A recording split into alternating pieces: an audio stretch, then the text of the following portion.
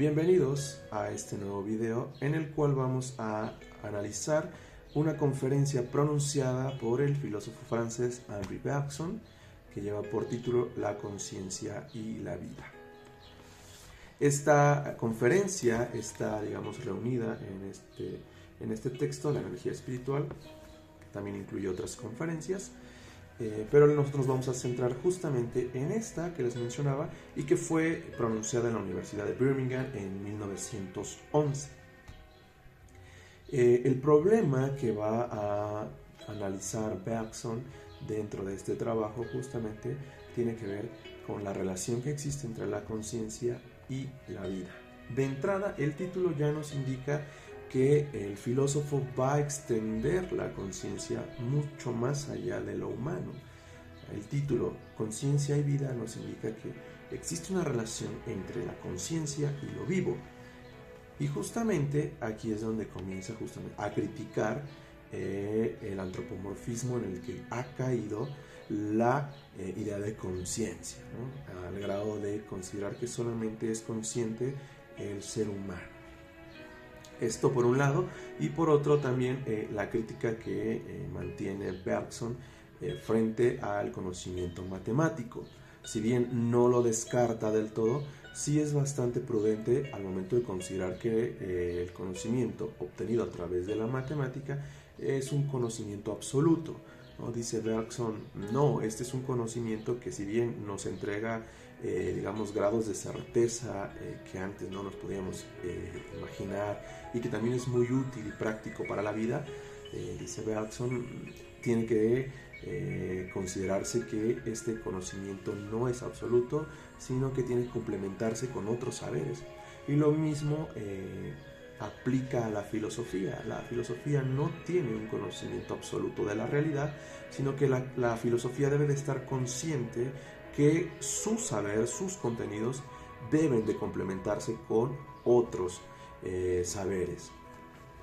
Bien, entonces, para entrar ya de lleno, a la materia que nos corresponde, Bergson se pregunta, bien, ¿cómo vamos a desbrozar, cómo vamos a desarrollar el problema de la relación entre la conciencia y la vida? Quizás lo primero que nos salte a la mente sea pensar en un método. ¿Cuál será el método más indicado para responder a este problema? Dice Bergson, esto es una trampa en la que podríamos caer fácilmente, porque preguntarnos por un método implicaría evaluar ese método, implicaría tratar de conocer las limitaciones, nos pide o nos exige justamente que este método se, defienda o este método demuestre su legalidad para responder estas preguntas, ¿no? ¿Cómo se legitima el método? Entonces, si nos mantenemos en esta pregunta, ¿sí?, y no en la esencial, que es la relación que existe entre la conciencia y la vida, dice Bergson, nos vamos a ver pronto anquilosados y no vamos a avanzar, ¿no? Entonces, el método más indicado, dice Bergson, es comenzar a caminar, ¿no? Comenzar a preguntarnos por la conciencia y la vida y ver hasta dónde, podemos llegar, ¿no? Entonces, es más preferible ir a las cosas mismas que detenernos en el método que nos lleve a esas cosas mismas, ¿no? Entonces, ahí hay una primera crítica hacia la teoría del conocimiento que se ha enfrascado justamente en debates interminables y que no terminan justamente por comenzar a responder la pregunta que motivó la pregunta por la metodología, ¿no? Entonces, esto y se une a la crítica por el pensamiento matemático. Entonces, las matemáticas nos pueden decir algo de la conciencia, sí, en tanto lo consideramos como algo mensurable, como algo medible, pero no es justamente por ahí por donde queremos, conocer a la conciencia. Entonces dice Bergson, ¿qué es lo primero que veo cuando me pregunto por la conciencia? ¿Qué es la conciencia? Bueno, lo primero que noto, o que notamos, dice Bergson, es que la conciencia es algo que retiene el pasado, ¿no? La conciencia es memoria. Básico, lo primero, lo elemental, es que la conciencia es memoria. Ahora, Si la conciencia no retuviera un pasado, la conciencia estaría renovándose constantemente. Y entonces no habría, digamos, conocimiento, para empezar, no habría sucesión de acciones, porque también esto nos demuestra que la conciencia está arrojada hacia adelante, hacia el futuro. Es decir, las acciones o los actos que yo llevo a cabo me demuestran que estoy tendiendo hacia un futuro. Si yo leo un texto, por ejemplo, en mi presente estoy reuniendo el pasado y el futuro. ¿En qué sentido?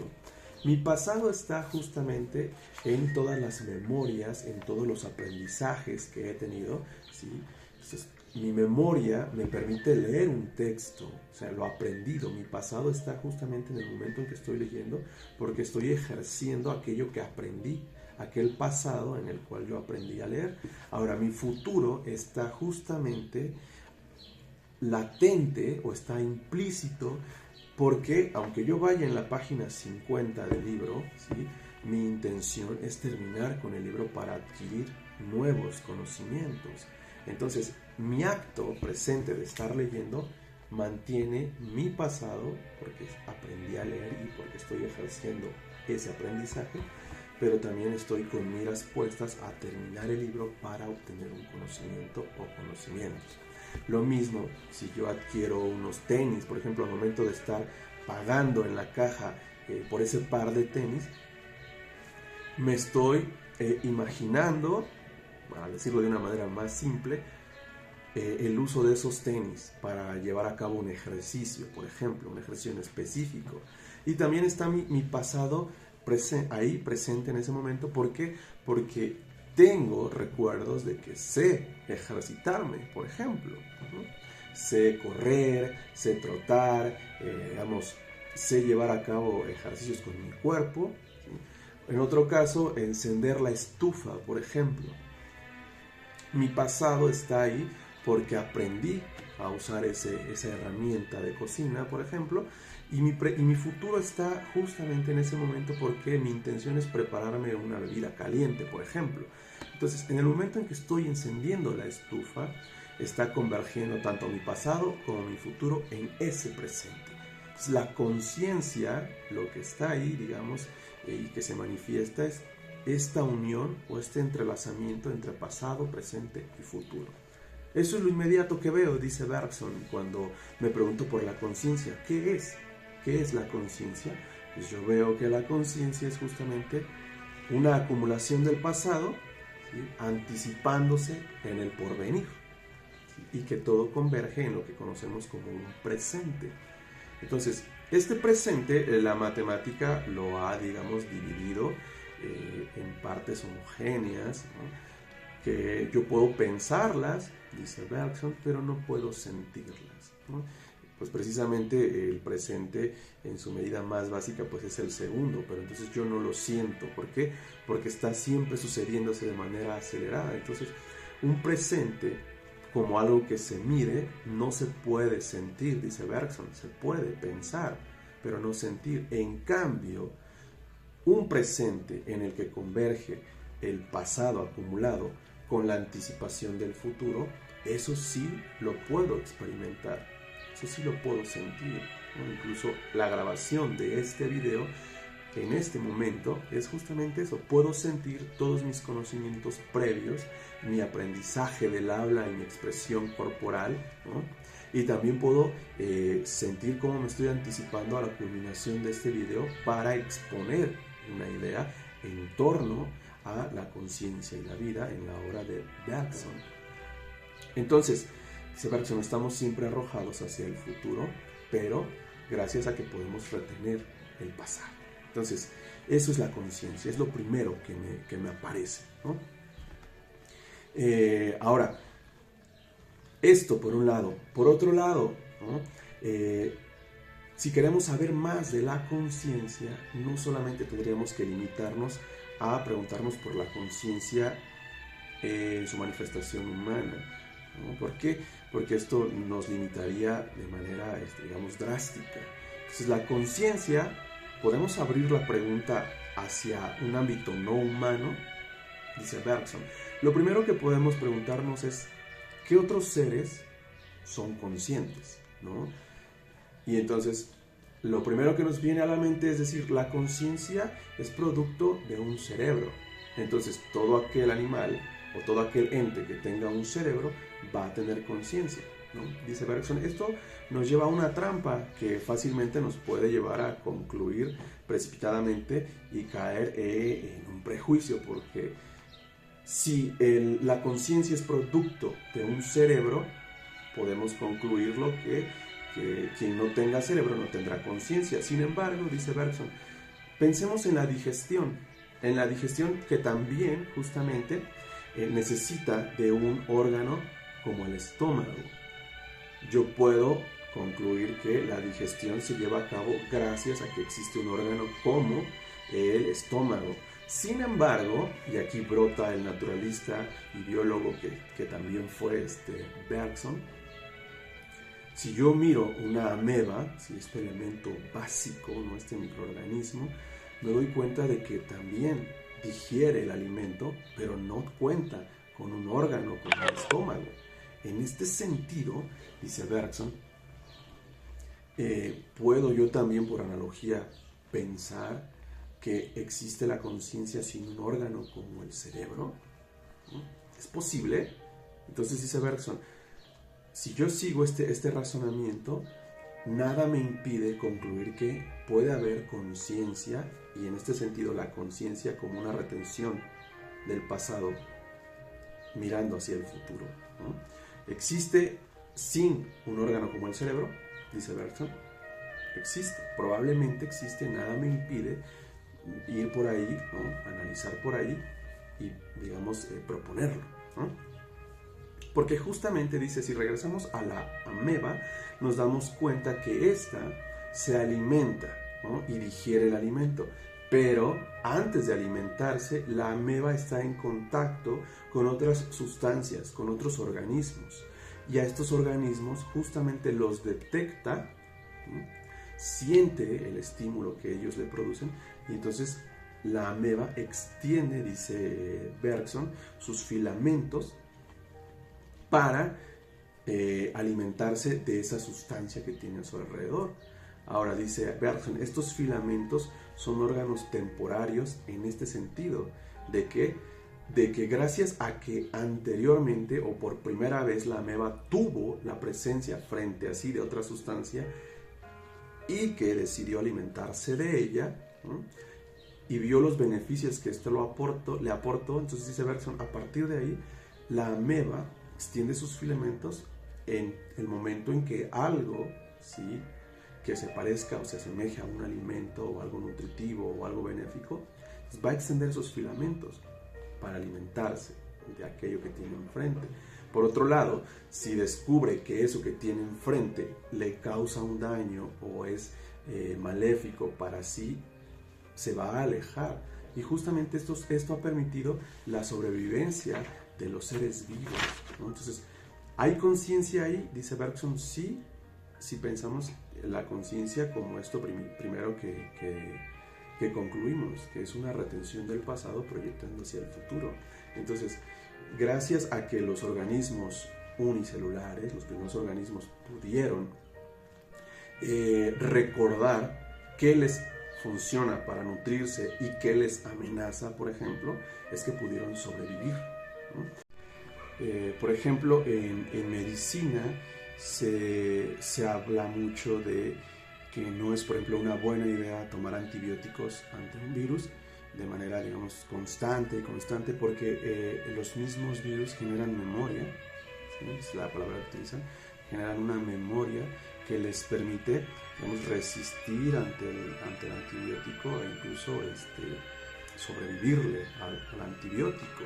Entonces, justamente a niveles de microorganismos ya se deja ver que la vida es capaz de temporizar, ¿no?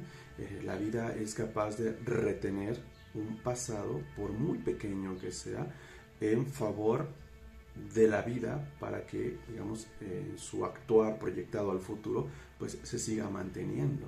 Entonces, dice Bergson, nosotros no somos los únicos seres con conciencia. Si por conciencia entendemos esto, ¿no? La retención de un pasado y una proyección futura, ¿no? La conciencia como una memoria. Ahora, dice Bergson también que a lo largo de la evolución y la aparición de los diversos seres vivos, podemos ver cómo existen dos caminos. Por un lado, la opción que tomó la vida por despertar la conciencia y mantenerla así, y por otro lado, la opción que eligió fue adormecer la conciencia, porque esto le funcionaría también, ¿no? para sobrevivir. Y en este caso, dice Bergson, pues tenemos esas dos vertientes y pues uno puede servir como ejemplo. Muchas de las acciones que llevamos en nuestro día a día, por ejemplo, son mecánicas. Prácticamente la conciencia está adormecida. Por ejemplo, al manejar un automóvil, muchos de nuestros movimientos son automáticos. Es decir, no es que estemos reteniendo el pasado inmediato para saber que estoy acelerando o que estoy metiendo clutch, etcétera, ¿no? Sino que muchos de los movimientos son mecánicos y ya no necesito estar, digamos, siempre recurriendo a ese pasado ni proyectándome hacia el futuro, ¿no? Y eso también se ve en el reino vegetal, dice Bergson, ¿no? Donde la conciencia se ve adormecida, pero también hay momentos en nuestra vida en el que justamente la conciencia está muy despierta, y un ejemplo claro es cuando nos vemos inmersos en una disyuntiva que va a hacer que nuestra vida tome un rumbo, ¿sí? A partir de la decisión. O sea, estamos por formar un futuro de nuestra vida a partir de lo que vayamos a decidir. Es decir, barajamos los diferentes escenarios que se nos presentan antes de decidir, y ahí es donde la conciencia está enteramente despierta, dice Bergson, y produce el movimiento. Aquí es donde ya va a introducir el tema también de la libertad, ¿no? Y que no nada más lo limita a lo humano, sino que también habla de cierta forma de libertad en todo ser vivo que tiene conciencia, ¿no? Que va a decidir cómo moverse, cómo, digamos, superar lo que se le pone enfrente, ya sea devorándolo, rodeándolo o evitándolo, ¿no? Y este es otro punto importante dentro de la conferencia. Pues dice Bergson, la vida no habría alcanzado estos grados de desarrollo, estos grados de belleza, estos grados que son tan dignos de admirar, si no tuviera un digno rival, y este digno rival es la materia, dice Bergson. En este universo coexiste la materia con la vida, ¿sí? Y la materia se presenta como aquello rígido, como aquello inmutable, que se presenta como obstáculo ante aquello que busca el movimiento, en este caso la vida. Entonces, las leyes de la materia son rígidas, son enteramente inamovibles, predecibles.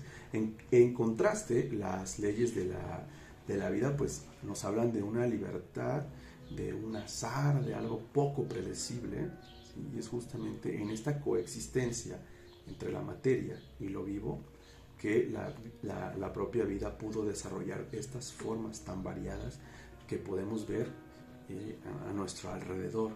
Entonces, aquí un punto importante y que ya engarzaría con una de las tesis principales, si no es que la principal de toda la obra de Bergson, habla de la evolución creadora, ¿no? Entonces, la vida, desde su primera aparición y en los primeros microorganismos unicelulares, ¿sí? parece mostrar que buscaba liberar algo que yacía aprisionado dentro de ella, ¿no? Y que tenía que buscar la forma de liberar eso aprisionado. No lo consiguió, tal vez en ese primer momento, en ese primer microorganismo unicelular. Sin embargo, tuvo que justamente buscar sendas, buscar caminos y abrirse paso a través de la materia que le obstaculizaba. Entonces dice Bergson, no hay una sola línea o no hay un solo camino en línea recta o sinuosa que venga del ser humano actual al primer microorganismo. Hubo varios caminos que que la vida intentó justamente para poder liberar aquello aprisionado que yacía en la vida. Entonces dice Bergson, no es un solo camino, fueron varios y nosotros fuimos la cúspide del mismo. En este sentido, la conferencia ya decanta hacia una de las preguntas que también se ha hecho la filosofía, el sentido de la existencia, ¿no? La vida tiene un porqué, tiene un sentido.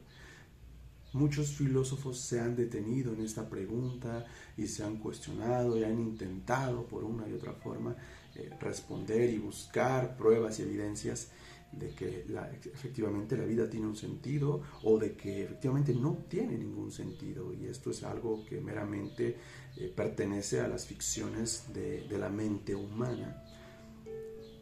Bergson dice, en realidad la vida ha alcanzado lo que se ha propuesto, y esto lo podemos ver en la naturaleza. La naturaleza nos da la prueba de manera evidente y la tenemos ahí enfrente. A veces se ha ignorado o la hemos ignorado, pero ahí está, ¿no? Entonces dice Bergson justamente, la naturaleza nos advierte por un signo preciso que nuestro destino está alcanzado, ¿no? ¿Cuál es este signo? La alegría. Simple y llanamente, ¿no? La alegría, que no es tan simple ni tampoco llana, pero como respuesta podría parecerlo, ¿no? Entonces Bergson dice justamente, la alegría anuncia siempre que la vida ha triunfado, que ha ganado terreno, que ha conseguido una victoria.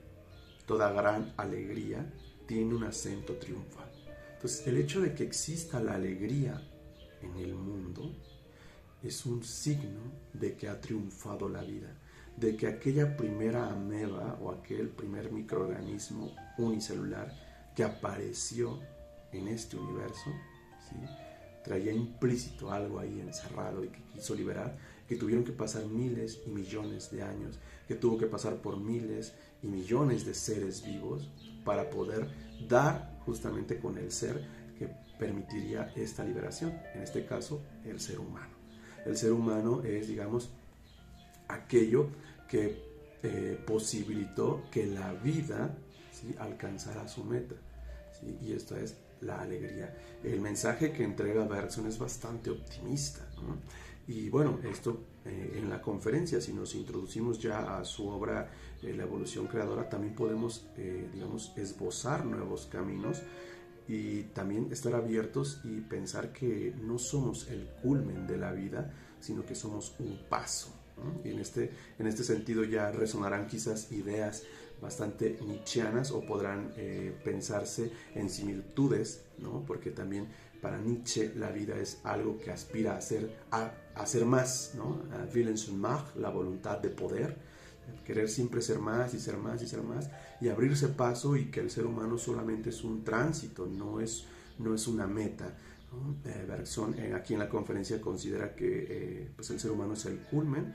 Sin embargo, si nos adentramos más a su obra, podemos también pronosticar, sondear, promulgar que no somos el culmen, sino que la vida tiene para más y nosotros solo somos un paso, ¿no? Muchas gracias por su atención.